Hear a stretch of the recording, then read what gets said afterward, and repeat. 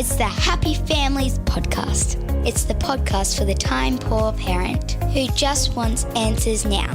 The more you are on screens as a parent and the more your kids are on screens alone, the worse the outcomes are for their verbal fluency, for their capacity to develop language and communicate effectively. And now here's the stars of our show, my mum and dad. You're in the middle of reading a book, that Sugar book based on that Sugar movie, or maybe the precursor to that Sugar movie, and you've been making some intentional choices to reduce the amount of sugar in your life. How are you doing? I'm really struggling. I actually don't use the word addiction lightly, but I am addicted to sugar. Yeah. And the impact that it's having on my capacity to podcast. function. Yes. It's really having an impact, isn't it? It's really hard. I'm missing my fruit juice in the morning. I'm really missing my fruit juice. I love. See, I'm not missing anything specifically. I'm You're just missing sugar. Yeah, I'm wish. I can't even put my words together. I'm missing that surge of energy that comes, that spike. Yeah, every 15 minutes when you have another piece of chocolate. Maybe. I'm not that bad. We're not going to be talking too much about sugar today, but this is the Doctor's Desk episode, and we are talking about another kind of fix quite a bit. We're going to be talking about screens, 3 different studies, all screen related. The reason being is that so many parents are still struggling with screens, and frankly, can I just say this? We're making it up as we go along. I think that our first study actually highlights that really well. So let's dive into this. The first study that I want to talk about is a study that's based here. It came out of Australia. It's by a researcher by the name of Sumudu Malawarachi. What are you laughing at? You can't laugh at somebody's name. I'm not laughing at their name. I'm just laughing that you think you've even closely got it right. Oh, thanks so much. This is a tricky name to say. It is very. Malawarachi. So I'm going to say Malawarachi, and Sumudu, if you've heard me say this and I've got it wrong, you can tweet me and let me know. And if you give me the phonetic spelling, I will remedy it the best that I can. And a couple of other researchers as well working with Sumudu. We've got Marilyn Hooley, Wendy Sutherland-Smith, and Sharon Horwood. The article I love the name of this article. You're damned if you do, you're damned if you don't. It's a qualitative exploration of parent motives for provision of mobile screen devices in early childhood. I kind of feel like that's the case with most parenting. So this is a study out of Deakin University, and it's really, to me, quite interesting, looking at why parents are giving their toddlers and young children screens, and the judgment and the cognitive dissonance. That is, I know that I'm supposed to be better than this, but I need my child to have the screen. It's that gap that we're trying to bridge in terms of keeping our kids living a great life and keeping them away from screens, and yet recognizing that screens are part of the architecture, they're part of the furniture. I loved reading it. It's a qualitative study, which means a whole bunch of interviews with parents who are grappling with this right now, and there were 5 themes that are worth unpacking really briefly to help understand why parents are giving their kids screens and what it actually means for us as a society. Well, number 1 is convenience. Yeah. And there's some really positive attitudes that a lot of parents have towards screens. They recognize that the screen is convenient and also can provide learning experiences and connection. So there's a quote from one parent who said, "We've always had grandparents that lived a decent distance away, so she wouldn't have a relationship with them if she couldn't FaceTime."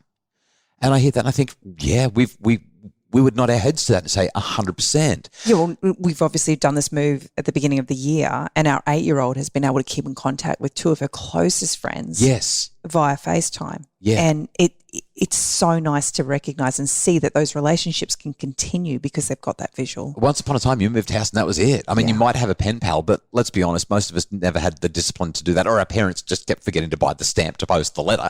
And so there's that aspect. And I love how you've drawn in, it's not just about grandparents and relatives, it's friends.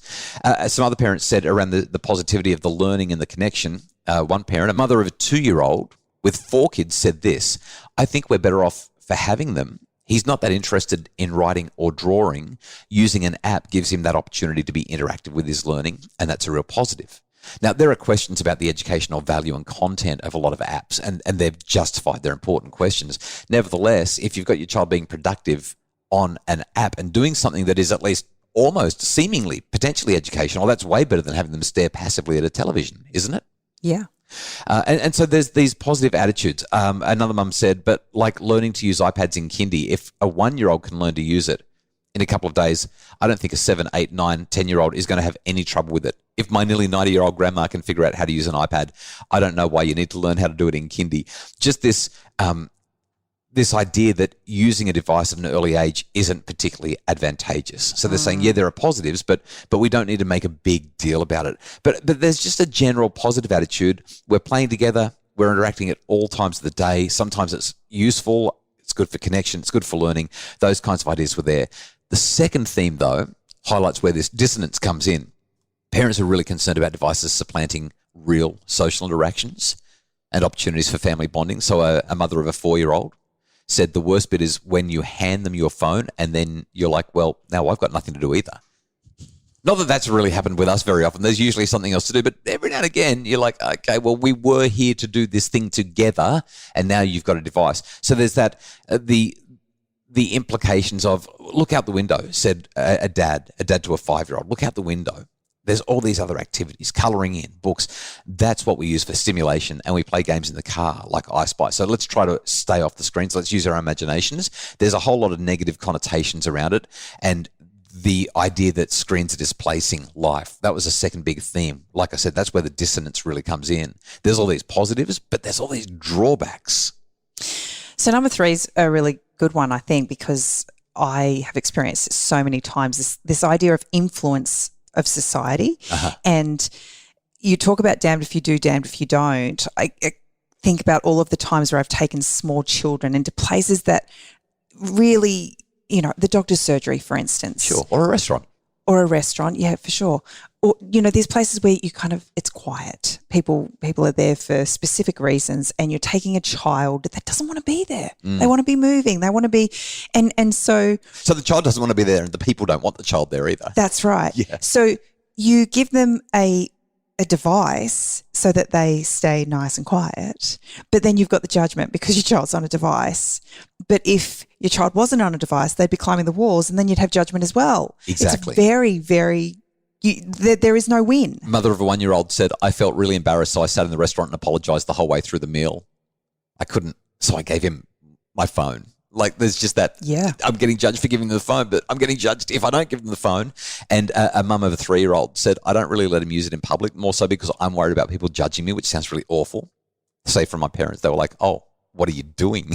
Like we never had phones when we were kids. So that was the third theme. And again, there's that dissonance that comes up, that challenge. What about number 4?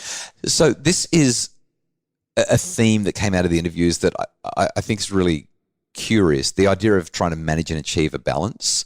And so we have parents saying things like, I know that they're going to use the device, but I'm trying to minimize it. I'm trying to get the balance right.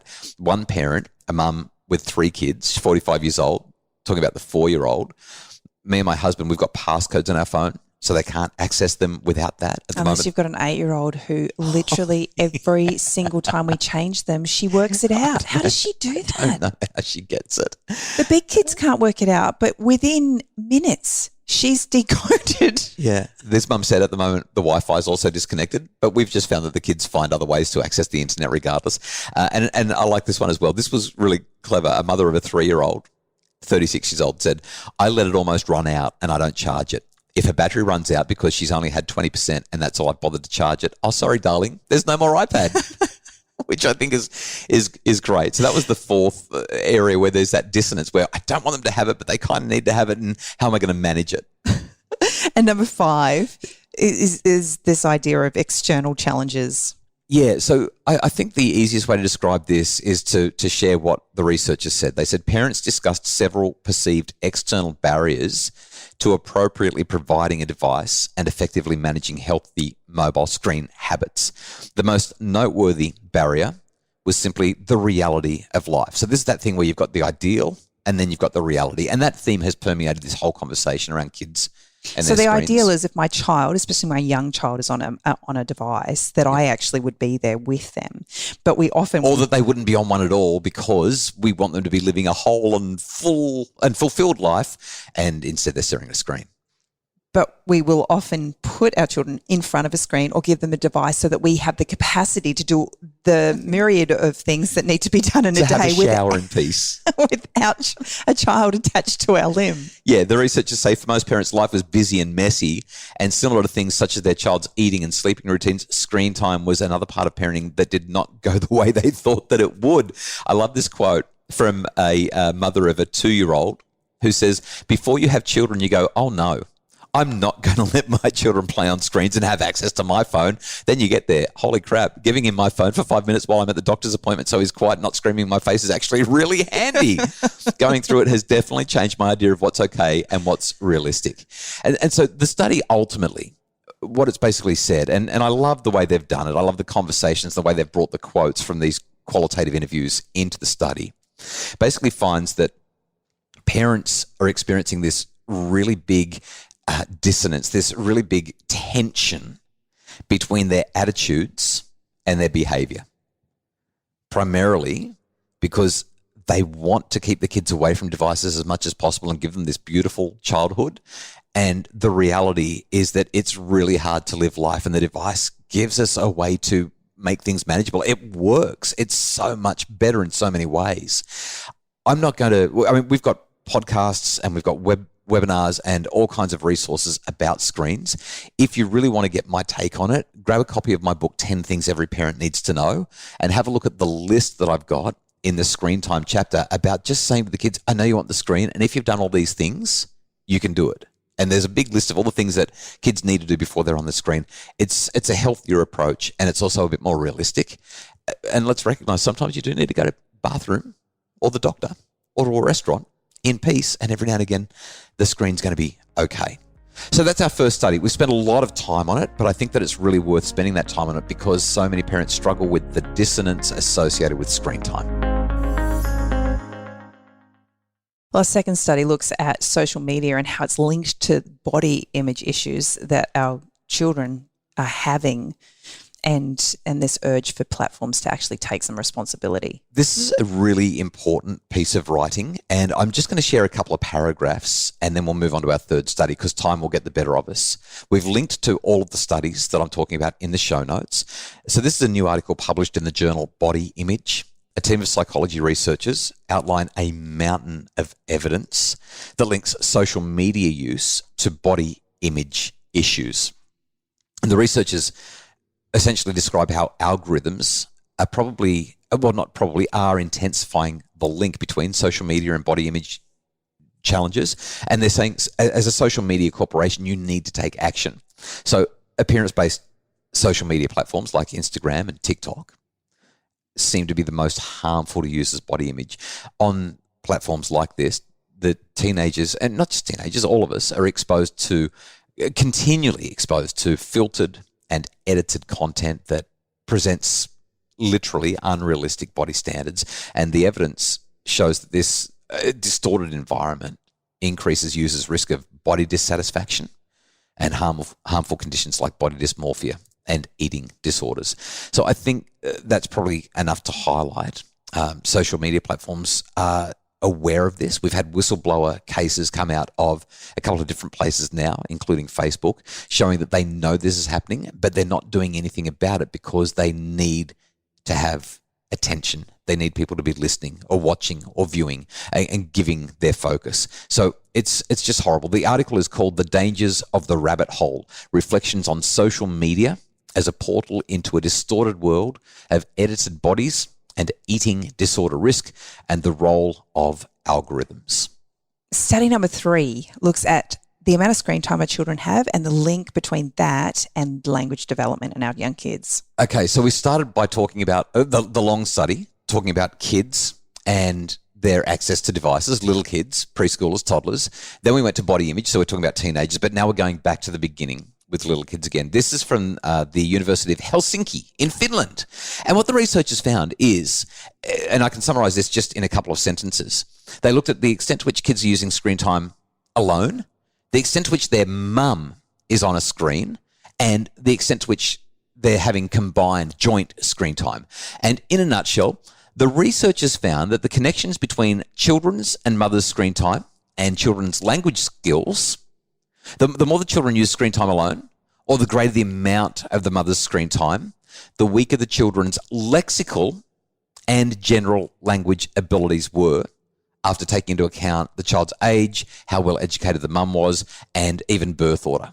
What they essentially found is that there's a cumulative negative association. Cumulative meaning there's a dose response. The more screen time there is, the stronger the effect is found to be. So there's a cumulative negative association between kids' lexical and general language abilities when their amount of screen time alone and the amount of the mother's screen time are simultaneously included in the statistical models. So the more you are on screens as a parent and the more your kids are on screens alone, the worse the outcomes are for their verbal fluency, for their capacity to develop language and communicate effectively. It seems so logical because what's happening is the screens are displacing that physical element of communication. Yes. Yeah, the engagement, the interaction, the looking into one another's eyes, watching each other's mouths. And I remember there was a study, and I think we may have even shared it on the podcast, around children's screen time, as in TV watching, and the impact that has on their linguistic development. Right. And at that point in time, it actually blew me away and blew others away because they're listening to people talk. Mm. It's actually filled with dialogue, but it's a passive. Right, and it's so funny. Consumption. Because I was going to say the high quality communication is active. Yes. Yeah, that's a critical thing. So that's our doctor's desk for today. It's really all about screens, with a reminder. Yes, they're ubiquitous. They're everywhere, and they're inescapable. And that's not always a bad thing, but we've really got to monitor the extent to which they're pulling us in and pulling our kids in, because the research consistently highlights that there are issues with being on screens too much, whether the kids are little or whether they're big, and whether we are on screens too much as well. It all has an impact. As we move towards the summer holidays, only a few weeks away now, there is a risk that the kids are going to be on their screens a whole lot. And to the extent that we can, we want to have healthy parameters around screen involvement. That's it for today's podcast episode. Thanks so much for listening. We hope that you've enjoyed it and found it helpful and curiosity provoking. We love that you love the podcast. If you do love it as much as we hope, can you go to australianpodcastawards.com/vote? Tell your friends to do it as well. It takes about 30 seconds. Just type in Happy Families and vote for us for the People's Choice Australian Podcast Award. We would be stoked, even if we got an honourable mention. So please vote away. Vote, vote, vote. The Happy Families podcast is produced by Justin Rowland from Bridge Media. Craig Bruce is our executive producer. For more info about making your family happier, please visit us at happyfamilies.com.au.